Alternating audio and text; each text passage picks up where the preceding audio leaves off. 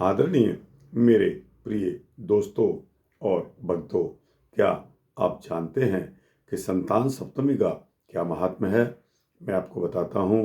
दोस्तों, वो स्त्रियां जिनकी संतान नष्ट हो जाती है या पैदा होने के पश्चात नष्ट हो जाती है या मर जाती है, उससे यह व्रत कराया जाता है। इस व्रत में लगभग 10 मिनट का समय इस वृतांत में लगेगा। दोस्तों, आपको गुजारिश है कि बने रहिए इस वृतांत के अंत तक मेरे साथ, आपका भी उपकार होगा। दोस्तों, संतान सप्तमी का व्रत संतान और उसकी दीर्घायु के कामना के लिए किया जाता है। इसमें सप्तमी माता का चित्र बनाकर उनकी पूजा की जाती है। जिस स्त्री की संतान गर्भ में ही नष्ट हो जाती है या फिर पैदा होकर मर जाती है, उससे यह व्रत कराया जाता है।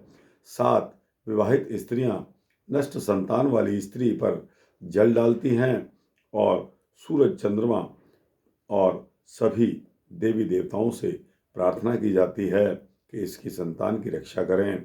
सूर्य और कपिला गाय की पूजा की जाती है। देवताओं को भोग लगाकर गाय को खिलाया जाता है।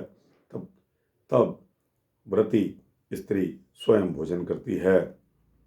दोस्तों, इस व्रत में महादेव, पार्वती जी और गणेश जी की पूजा की जाती है। इस व्रत को प्रारंभ करने वाली महिला सवा भर चांदी या सोने का चूड़ा बनवाती है, जिसमें 7 निशान 7 गांठ की तरह खिंचे रहते हैं। असमर्थता में कच्चे सूत के 7 धागों में 7 गांठ लगाकर अनंत बनाती हैं। सबकी पूजा की जाती है। 7 पुए यानी कि मीठी पूड़ी का भोग लगाया जाता है। 7 दान किया जाता है और 7 खाया जाता है। शिव जी को पंचामृत से स्नान कराया जाता है। यही प्रसाद सबको देकर सायंकाल एक बार अलोना भोजन किया जाता है।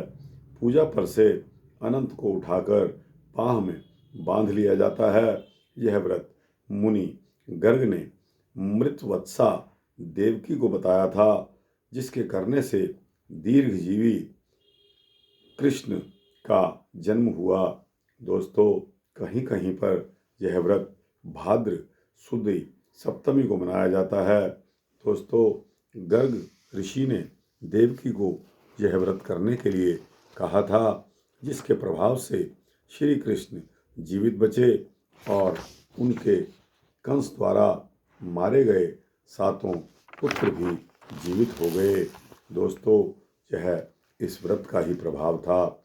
इस तिथि में गायों को स्नान कराकर बछड़े सहित उनकी विविध पूजा की जाती है। पूजन में धूप, दीप, अक्षत, रोली, गुड़, जलेबी का भोग लगाकर आरती उतारकर गाय की परिक्रमा की जाती है। उसके पश्चात भोजन किया जाता है। दोस्तों, कथा में आता है कि इसी दिन भगवान कृष्ण सर्वप्रथम गोचारण के लिए गए थे। इस पर्व पर गौशाला समितियां का गठन तथा उनकी ओर से इस दिन मेलों का आयोजन भी किया जाता है। जगह जगह से गाय आती हैं, उनकी वहीं सामूहिक पूजा की जाती है। दोस्तों, सभी लोग अपनी गौशालाएं स्वच्छ करते हैं। गाय बछड़ों के माथे पर हल्दी का टीका लगाया जाता है। उनके गले, सींगों को आभूषणों, रंगीन वस्त्रों से सजाकर जंगल में ले जाते हैं। यह भगवान कृष्ण की गोचारण लीला की स्मृति का पर्व कहलाता है। दोस्तों, भगवान कृष्ण जब गौओं को ले जाते हैं तो यह दृश्य एक अलग ही नज़ारा होता है। तो दोस्तों, इस दिन को भगवान कृष्ण की गौचारण लीला की स्मृति का पर्व मनाया जाता है। दोस्तों, यह वृतांत यहाँ समाप्त होता है। आपको कैसा लगा संतान सप्तमी का यह वृतांत समाप्त होता है। अच्छा लगे तो दोस्तों इसको लाइक और शेयर करते हुए अपने दोस्तों, भक्तों, मित्रों, जिज्ञासुओं को अवश्य भेजें और इस चैनल को सब्सक्राइब करेंगे तो आपको इसी प्रकार के भक्ति वृतांत सूक्ष्म रूप में देता रहूँगा, ऐसा मेरा संकल्प है। जय श्री राधे कृष्णा।